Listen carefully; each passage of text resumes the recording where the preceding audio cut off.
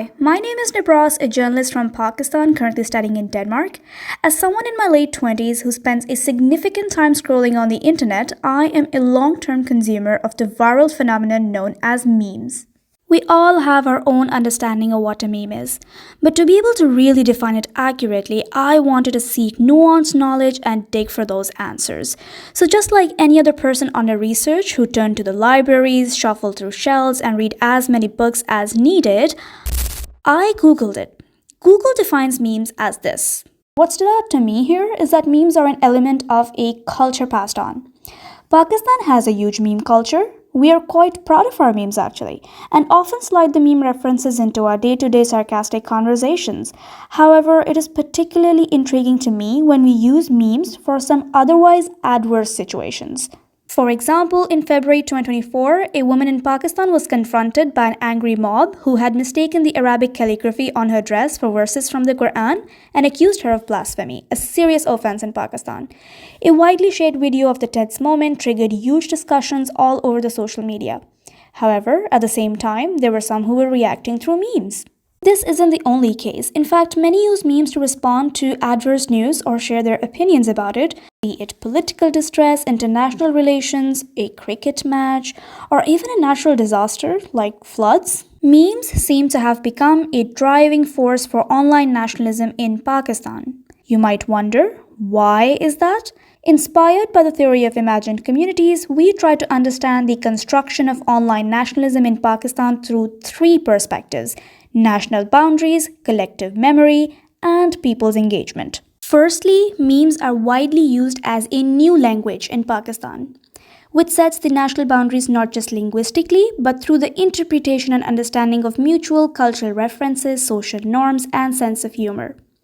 There are mainly two reasons to explain the use of memes as a new language. Number one, psychologically, Pakistanis prefer to use memes in times of crisis as a coping mechanism. According to the relief theory, when people experience humor and laugh, their stress is reduced to an extent. We all remember how the entire world took a break and laughed at the pandemic memes to escape from gloomy moods during the COVID lockdowns. Similarly, Pakistanis attempt to vent out their depression and outrage caused by the ongoing political instability and financial crisis in the country. Number two, politically, memes are a form of coded language in Pakistan because the freedom of speech is limited. This is because there are multiple narratives by different parties, discussions on which can offend the opposers. In addition, there is a rise of military control and intervention over public matters recently. The 2023 Freedom of Speech Index provided by RSF, Reporters Without Borders, shows that Pakistan ranks 150 out of 180 countries in general and 139 in the category of political indicator. To make sense of this, it has a bit more freedom than its neighbor China, where sharing even an image of Winnie the Pooh might get one into a huge trouble due to its possible link to a politician. However, it is yet far behind other democratic countries, for instance the US. There might be some hesitance in voicing certain opinions publicly in Pakistan, but people will gladly share memes mocking the country's politicians, including the Prime Minister and President directly. Secondly, in Pakistan, memes are more powerful in creating a collective memory of the country, and there are two ideas behind it. One, the visual and entertaining nature of memes makes them more engaging and memorable than the plain text, allowing easy sharing of visual and audio documentation of nations' common thoughts. Two, people use memes to share their parts of the national identity shaped through mutual national symbols, cultural references, and sense of humor unique to the situations within Pakistan, all while creating emotional appeal that helps generate feelings of pride and solidarity among the Pakistanis. For example, cricket is a widely enjoyed and religiously followed sport in Pakistan. Recently, all of the cricket tournaments, be it the internal ones like PSL or the international World Cups, a big part of experiencing these events is following the memes online, which are not just released before or after a match, but continue throughout the game, sharing humor from every little highlight of the game. Thirdly, in Pakistan, memes can create public awareness and boost public engagement. Again, we can examine this through two cases. One, according to a survey conducted by Forbes,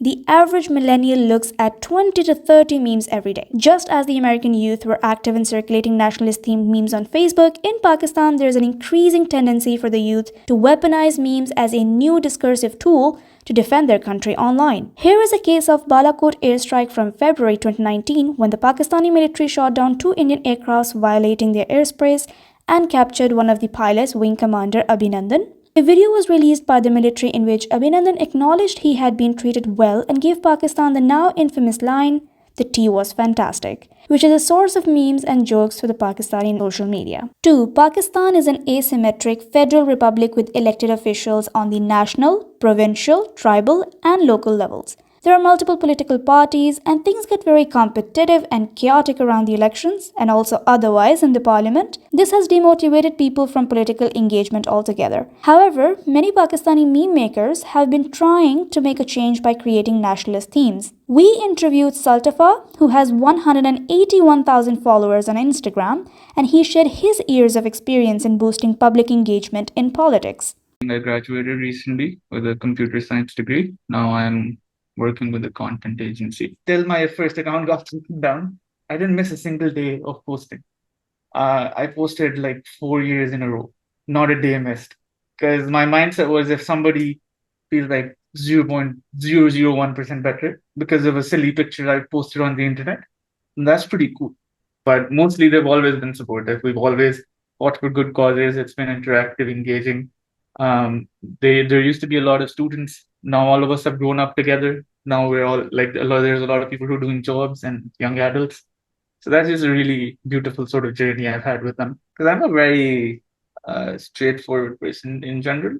I've realized how people interact with stuff. I posted like over 50,000 posts over the last 7 years. And I love interacting with my community. So I'm always reading comments, replying to people. So it's sort of, I guess, naturally you figure out what people like and what they don't, where they are comfortable going and where they're not comfortable. I do feel like me having a platform does put the sort of burden on my shoulders to make sure what I'm putting out doesn't incite hate or doesn't, cross a certain line, because some people can be heavily influenced by it. I think memes are a great medium of transporting information and conveying it. Big brands use it now because it's so easy to share. It's relatable. People can get the message easily. It's a super viral way to organically put your content out. It's just some concepts are just so innately human that everybody can relate to. You just need to change the words a little. Um, I think we as humans want to feel like we belong and people relate to us and that we're not alone. So we seek out content and stuff that makes us feel like we're connected. Yeah. I try to use my platform responsibly. I try to raise funds for stuff. If there's something like, for example, the elections are happening, and I felt like everybody should have voted. So I was making content on why people should vote. I do that when I feel like it's something important. I've done that for some political causes, and that's why when my first page got taken down at 200,000 followers.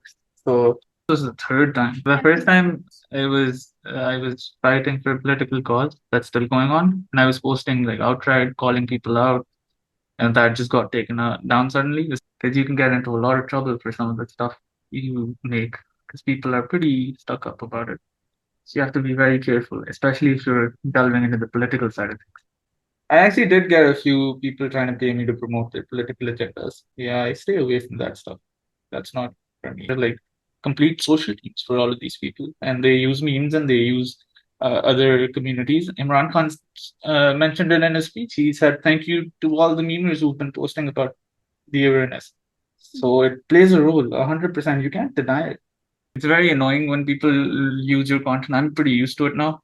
Because if you Google the word meme, the literal meaning is rapidly shared, and you can't mostly track down the original owner because it's been posted by 50 people and everybody's saying it's theirs. So just watermarking your content so people can know it was made by you, and if somebody's hidden your watermark, then you can prove that. I'm just going with the flow. I used to be very into all of this stuff until I lost the first page. I don't want to ever be making content that makes people feel negatively. So unless it's like a really serious thing that they need a wake up call on. But yeah, I think just being wholesome and trying to make at least one person's day better. It was a pleasure talking to you guys. Thank you. Bye bye. In the elections 2024, Pakistani youth proved that they were revolutionized and understood their duty of voting as well as demanding change. On the day, there was a vast number of youths that continued to share updates online regarding any developments in the polling stations, especially via memes, to inform, encourage, and push others to vote. There was also a strong response to the delayed general election results. Netizens flooded social media with sarcastic memes to criticize the alleged electoral misconduct. To sum up, memes have become a driving force of online nationalism in Pakistan, considering the factors of national boundaries, collective memory, and public engagement, boosted by the Pakistani meme makers. What we can learn from the case is that these memes have gradually empowered people to criticize injustice or what is unacceptable to the nation and make a change to their current political and social realities. This would be also inspiring for the rest of the world, for people living in countries lacking democracy to foster their alternative versions of national identity that differentiates from the ones shaped by the regimes. In a time when legacy media is controlled by the state, memes allow people another medium to voice out. The essence of journalism is to empower the informed and provide equal rights and opportunities for the public to express themselves. But if it fails to do so, people can always and should always be motivated to create a language that empowers themselves and creates their own nationalist discourse without the manipulation of the authoritarian states.